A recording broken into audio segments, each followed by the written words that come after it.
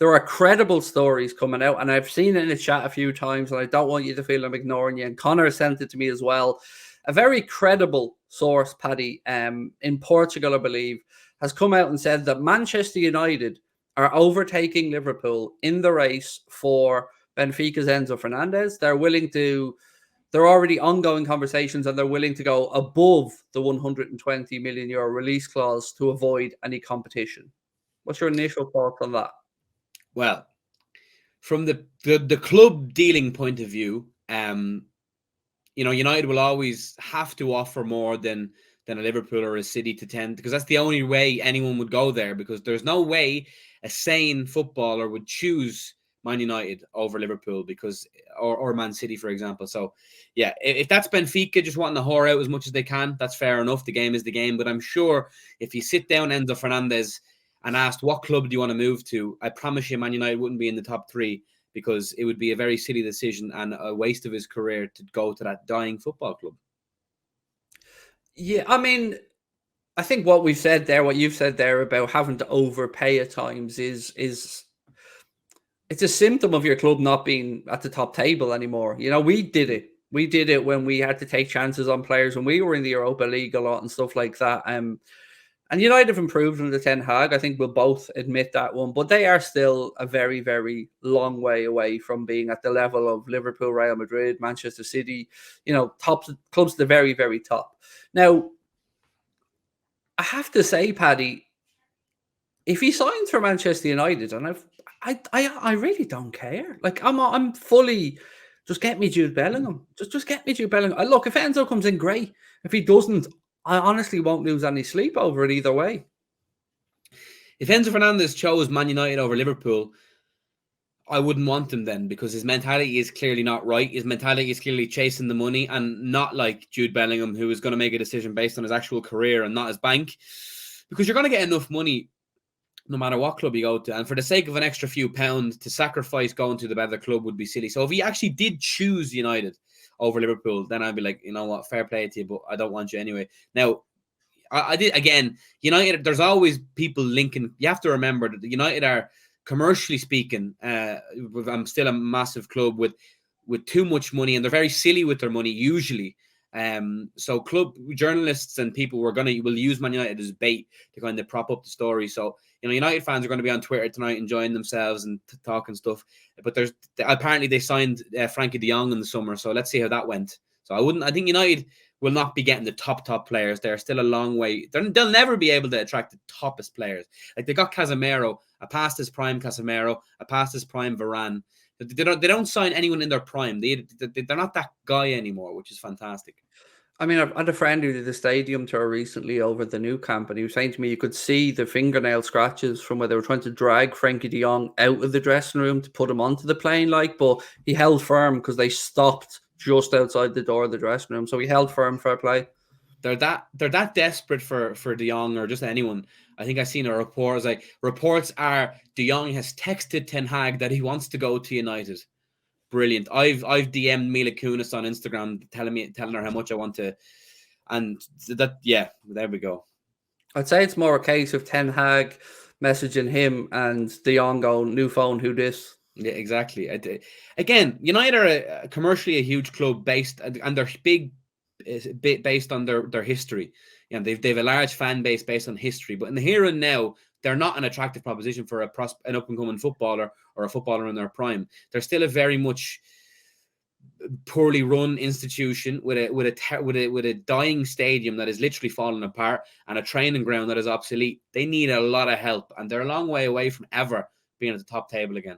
Paddy and Craig, do you believe we will get Enzo and Jude, or just one? Truthfully, what I actually truly believe is just one, being Jude, which is not a bad one. But yeah, I don't see us getting both, unfortunately. I think Enzo screams of Real Madrid, who is basically the most direct Cruz replacement they could find. So yeah, Jude only for me.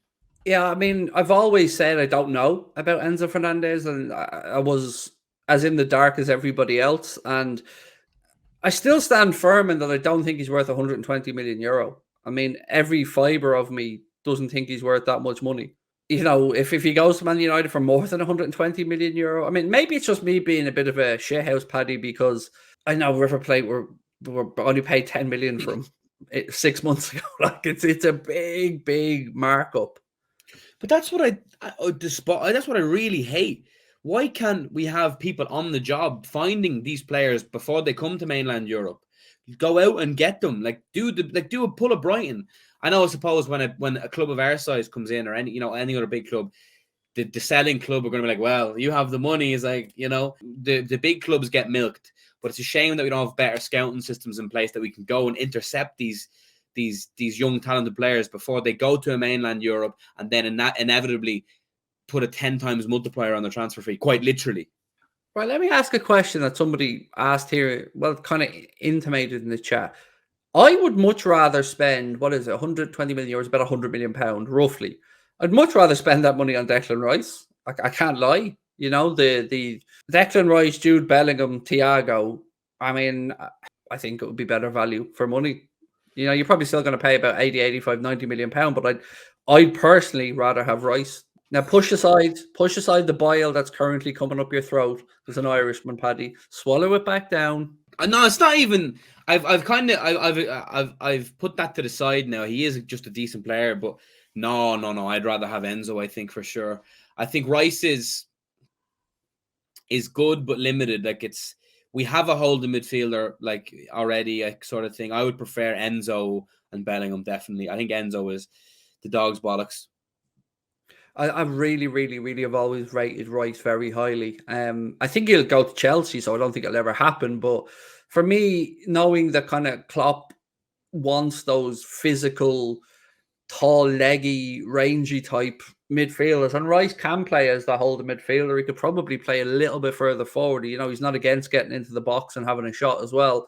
And I don't think it'll ever happen. So it's just a kind of, I guess, thinking point. Again, on Rice, by the way, you said better value. I think Rice would end up costing near 100 million as well with the way English tax is. Yeah, but I think at that you're getting a player who's proven he can do it in the Premier League, who's proven his levels there, who was a homegrown player. There's some bonuses to the extra you'd have to pay. Like, is Rice a £100 million footballer in real terms? Probably not.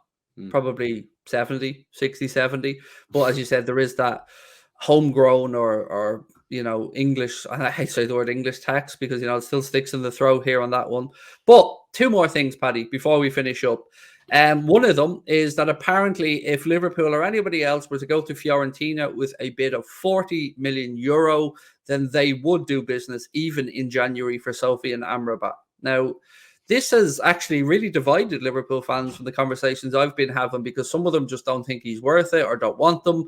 Or some of them think we should look at Kudus or others. But for me, I think a 40 million euro, considering he's a player Klopp looked at before the World Cup and wanted, there's no way his performances in the World Cup have made Klopp think seconds or to think maybe he's not as good because he performed very well.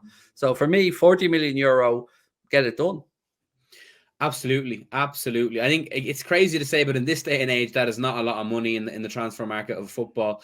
I'm all for it. Again, I know people say it is dangerous to sign someone off the back of a good international campaign, but he's in the Serie A for a reason. He's playing for a decent side, and Klopp has looked at him, get him in. We need numbers in midfield, and we need a minimum of 4 midfielders over the course of January and the upcoming summer. So yeah, let's start the ball rolling with Sofiane Boufal. Would he be the first Moroccan to ever play for Liverpool? Off the top of my head, surely, right? A Saidi? That is fucking outrageous knowledge. Fair play. He definitely fell out of my mind because Jesus Christ, fair play. Look at that. That was so slick as well. Well done. I completely forgot about him, to be fair, because he let me down so badly. But yeah, fair enough. The second Moroccan then, fair enough. There's definitely not another Moroccan. I think the reason I'll never forget him is that I remember Brendan Rodgers' press conference speaking about this player who would get Liverpool fans up off the edge of their seat, or that would make an impression with Liverpool fans. And I just kept thinking, well, when is this going to happen, Brendan? Well, when are we going to see this player? When is Saidi going to actually do this? Yeah, we were in the trenches back then, signing these players and bringing them in. He looks so good for, was I think Herenveen in the Eredivisie, but yeah, him and Samed Yasil, remember him, the young German underage striker? We all thought he was going to be the next best thing, but it's terrible.